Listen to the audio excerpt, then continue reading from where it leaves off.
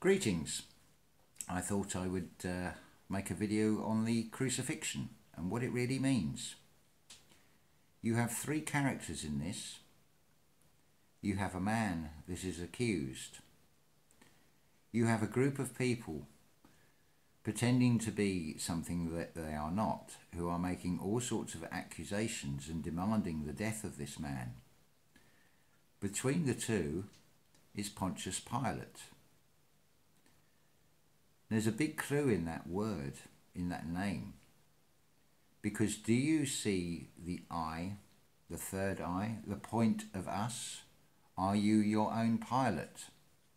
Are you going to listen to the lies of the temple that is trading in money in this story and has been caught out by someone who sees through that plan and says, this is wrong what you're doing here.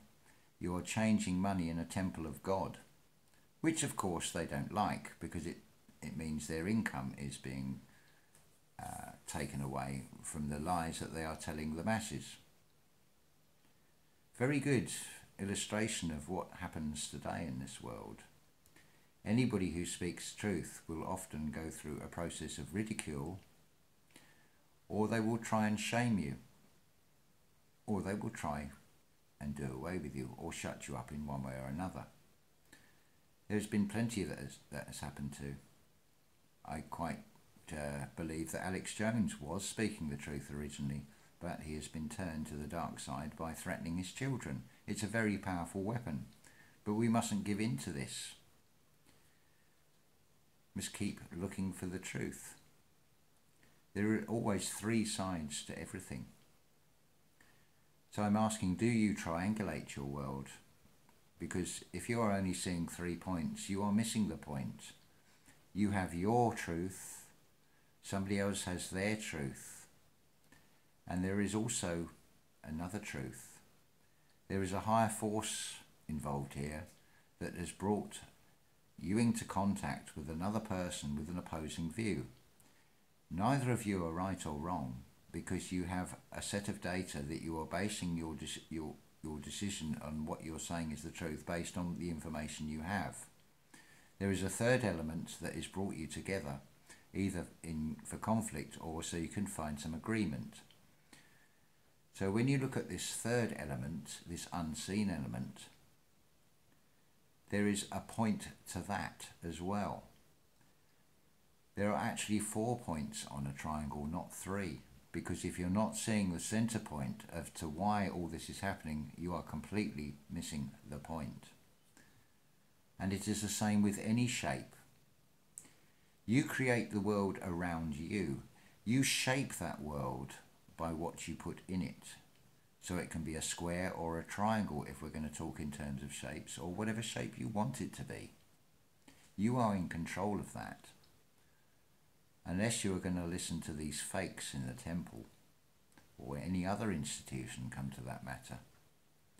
Unless you are making the decision based on the information that you have and seeing the other points of view, there is always going to be conflict. If you can see the entire shape from every point and stay in the center point and look for that center point, you're not going to go far wrong. Everything is in threes, whether it be the good side or the bad side.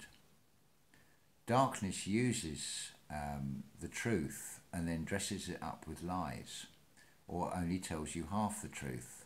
So in everything the answer is always yes, no, and possibly.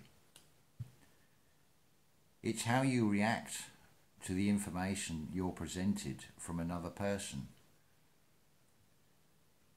and how you respond to what they say, whether it becomes hostile and violent. Are you going to choose to agree to disagree and find some neutral ground, or are you going to insist on being right? Because a lot of these arguments boil down to missing the point entirely and justifying your own views on whether you're right or wrong, and you want to be right and the other person to be wrong. This is where we have to be really honest with ourselves, because sometimes we don't get it right. I don't always get it right at all. It is a continuous process that we have to go through, going within ourselves, continuously examining ourselves, and can we create a better version of ourselves? Because we do have the ability to create. This is the biggest trick that has been played on all of us. So you're looking for some fantastical, mythical being that is outside of this three-dimensional world. But you have the seed of the Creator within each and every one of you. You just have to germinate that seed and let it grow. It's as simple as that. Thank you.